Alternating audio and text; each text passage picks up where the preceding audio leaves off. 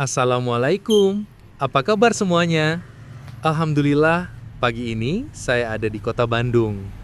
Kebetulan saya nginep di salah satu hotel yang ada di sebelah gedung sate.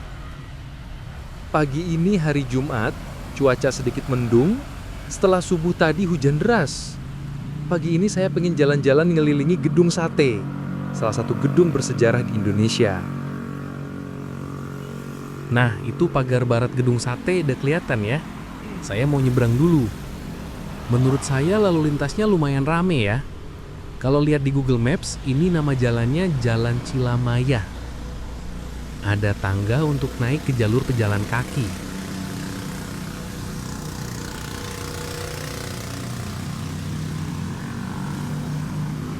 Wow, jalurnya rapi ya. Ada jalur khusus untuk tunanetra juga. Keren.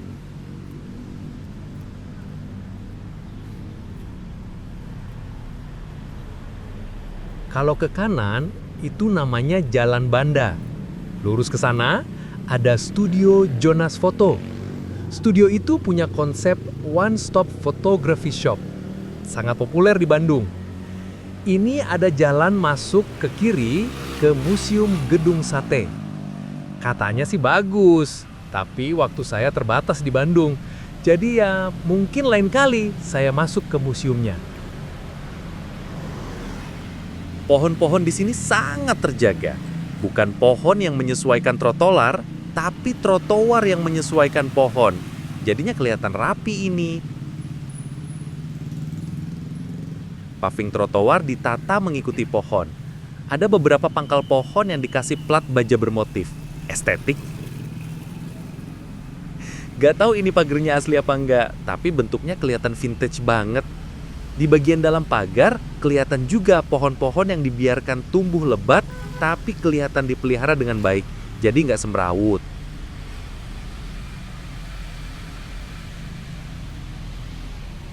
Itu ada asap apaan ya di kanan seberang jalan? Oh, ternyata ada penjual sate kaki lima. Rame banget yang beli. Mungkin sekalian jalan-jalan atau jogging, terus orang-orang pada istirahat sambil makan sate. Namanya juga lingkungan gedung sate.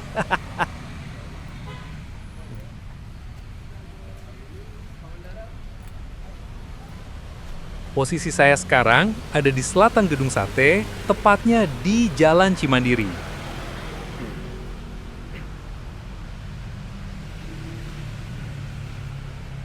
Oke, sebelumnya saya sempat membaca beberapa artikel tentang gedung sate. Gedung sate mulai dibangun tahun 1920 dan selesai pada 1924. Pembangunannya merupakan bagian dari program pemindahan ibu kota pemerintahan Hindia Belanda dari Jakarta ke Bandung.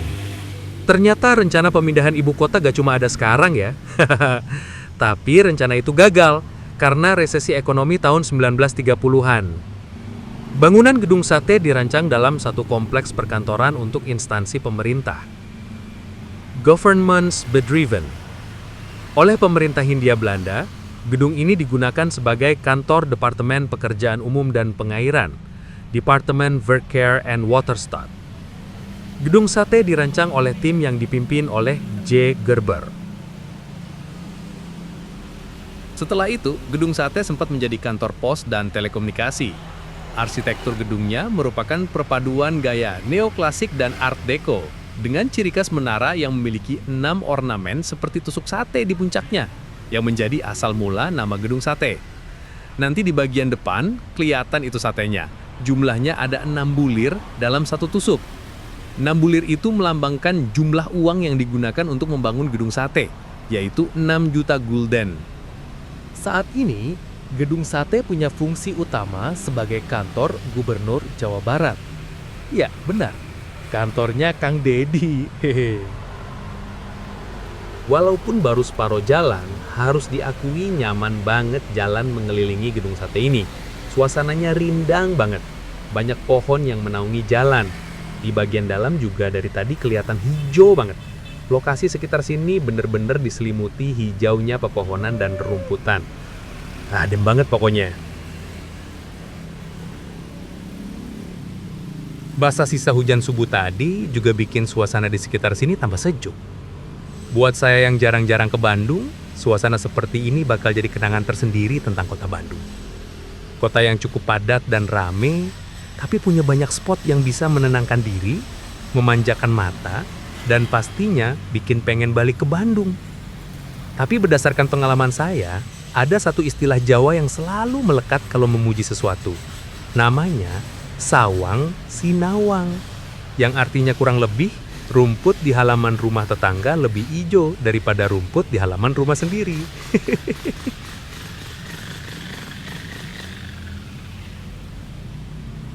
Oke, itu di sebelah kiri ada gerbang masuk juga, kayak yang sebelumnya ke arah Museum Mendung Sate. Nggak terlalu rame ya, mungkin karena masih pagi banget juga ini. Ada perbaikan trotoar, jadi saya harus turun ke jalan aspal sebentar. Kayaknya saya harus belok ke kiri untuk lanjut. Ini ke arah mana ya, Pak? Kemana, Bapak? Mau keliling gedung sate. Benar sini ya? Ya, Kasih ya. Bapak security-nya bilang emang saya harus lanjut ke kiri untuk lanjut ngelingi gedung sate.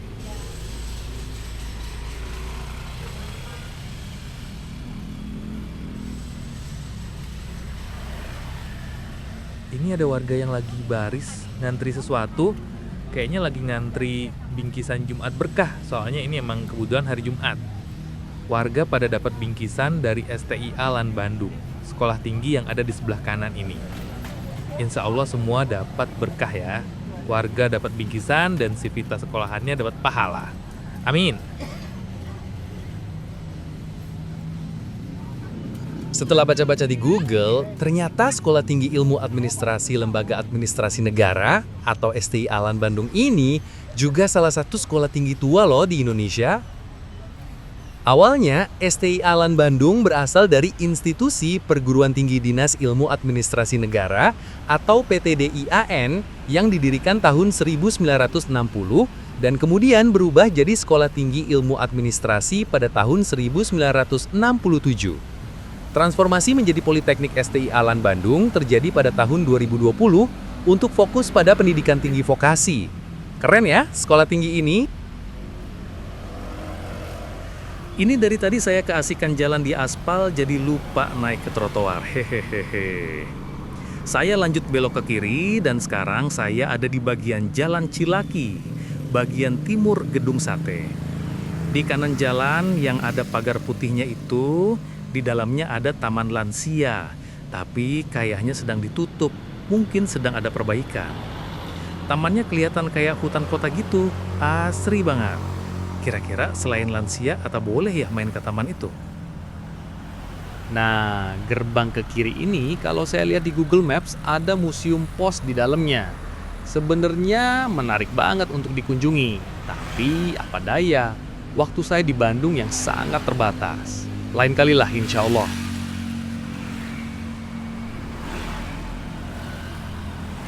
Trotoar di sini kelihatan banyak bagian yang mulai rusak.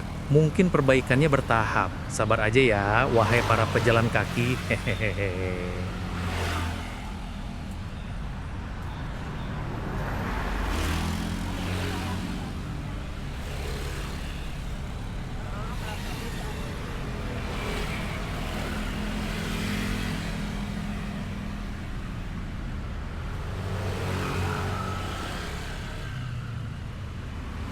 Di bagian depan itu gak ada trotoar kiri jalan. Saya mau pindah ke kanan jalan yang ada trotoarnya.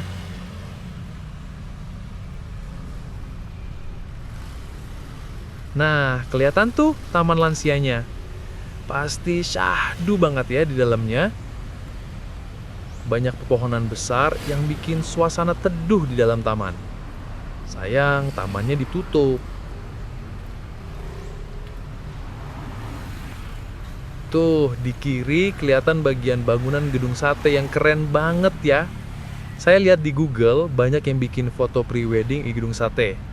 Saya yakin banyak banget spot indah di dalamnya. Bisa gaya-gayaan ala noni-noni dan sinyo-sinyo ya. Atau bisa juga bergaya pakai adat Sunda. Hasilnya bisa kelihatan jadul, keren pastinya. Dari tadi saya perhatiin, pagar taman kelihatan mencang-mencong. Itu emang disengaja biar pohon yang tumbuh nggak terganggu. Harus saya akui, ide ini super banget. Emang pembangunan itu harus selaras dengan alam. Top Bandung!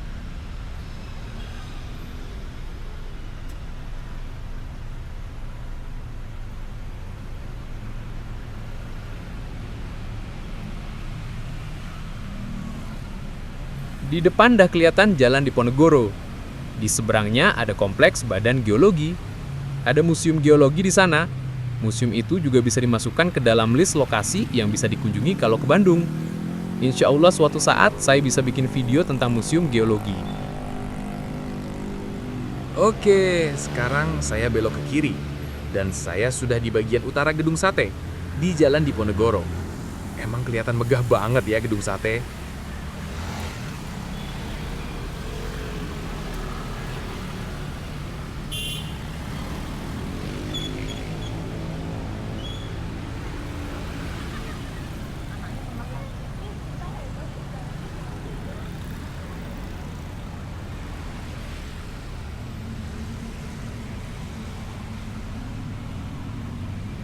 Di sebelah kanan, seberang jalan, kelihatan lapangan gazebo. Banyak warga Bandung, bahkan wisatawan yang menghabiskan waktu untuk berolahraga di situ.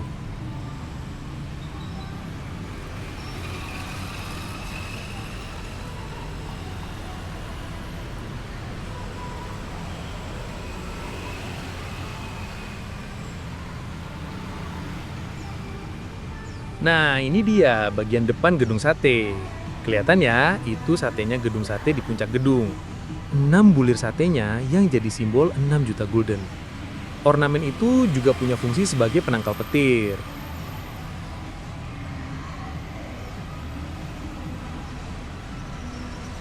Ini, saya punya foto lama Gedung Sate yang saya ambil dari website Dinas Bina Marga dan Penataan Ruang Provinsi Jawa Barat. Emang bener ikonik banget ini bangunannya, luar biasa banget. Di sisi utara atau bagian depan ini dipagerin besi gini. Mungkin demi keamanan juga ya.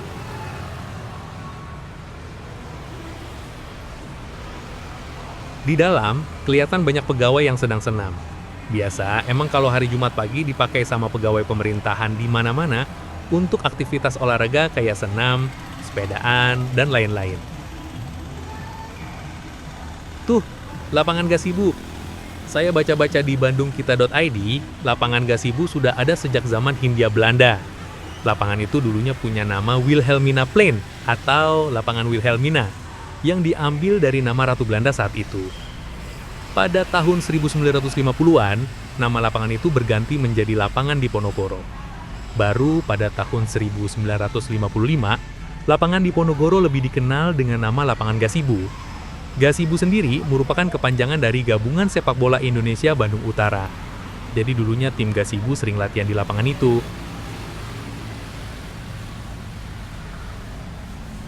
Oh iya, Gedung Sate dan Hari Bakti PU ada hubungannya juga loh. Ini berdasarkan data yang saya baca dari websitenya Dinas Bina Marga dan Penataan Ruang Provinsi Jawa Barat. Jadi ceritanya, setelah kemerdekaan Republik Indonesia diproklamirkan, para pemuda pegawai Departemen Pekerjaan Umum yang sebelumnya telah merebut Gedung Sate dari tangan Jepang. Seperti pemuda-pemuda lain di Kota Bandung, mereka mempersiapkan diri menghadapi segala kemungkinan yang dapat mengganggu kemerdekaan. Mereka membentuk organisasi Gerakan Pemuda PU. Sebagai bentuk pertahanan, Gerakan Pemuda ini membentuk seksi pertahanan yang dipersenjatai dengan granat, bedil, dan senjata api lainnya hasil rampasan dari tentara Jepang. Tanggal 4 Oktober 1945, Kota Bandung dimasuki tentara sekutu yang diikuti oleh serdadu Belanda dan Nika. Kota Bandung menjadi tidak aman. Gerakan Pemuda Pejuang harus berhadapan dengan tentara Jepang dan tentara sekutu, Belanda dan Nika. Kemudian, para pegawai dari kantor Departemen PU di bawah pimpinan Menteri Muda Perhubungan dan Pekerjaan Umum, Insinyur Pangeran Nur, pada tanggal 20 Oktober 1945 mengangkat sumpah setia kepada pemerintah Republik Indonesia. Gedung Departemen Pekerjaan Umum atau Gedung Sate akan dipertahankan mati-matian oleh para pemuda pegawai Departemen PU. Selanjutnya, tanggal 3 Desember 1945, jam 11 pagi, Gedung sate diserbu oleh pasukan tentara sekutu dan Belanda dengan persenjataan berat dan modern. Para pemuda mempertahankan gedung sate dan tak mau menyerah begitu saja. Mereka mengadakan perlawanan mati-matian dengan segala kekuatan yang dimiliki. Pertempuran yang dahsyat itu memang tidak simbang dan baru berakhir pada pukul 14.00 WIB. Dalam pertempuran tersebut, diketahui dari 21 orang pemuda, 7 diantaranya hilang. 1 orang luka-luka berat dan beberapa orang lainnya luka-luka ringan. Setelah dilakukan penelitian, ternyata para pemuda yang hilang itu diketahui bernama Didi Hardianto Kamarga, Mukhtarudin, Suhudo, Rio Susilo, Subengat, Ranu, dan Surjono. Pada tanggal 3 Desember 1951, oleh Menteri Pekerjaan Umum pada waktu itu, Insinyur Ukar Bratakusuma, ke-7 pemuda pahlawan tersebut dinyatakan dan dihormati sebagai pemuda yang berjasa. Peristiwa 3 Desember 1945 akan terus dikenang dan diperingati sebagai Hari Kebaktian Pekerjaan Umum atau Hari Bakti PU.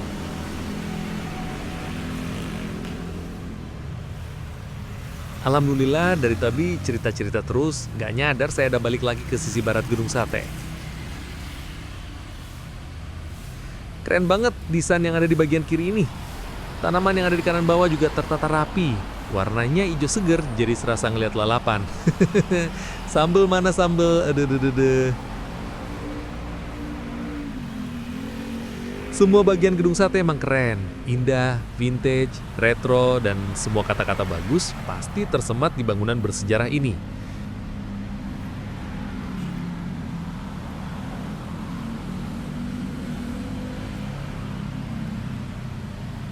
Oke, ini dia tangga naik tadi di awal perjalanan saya. Sekarang saya mau balik ke hotel, terus siap-siap check out.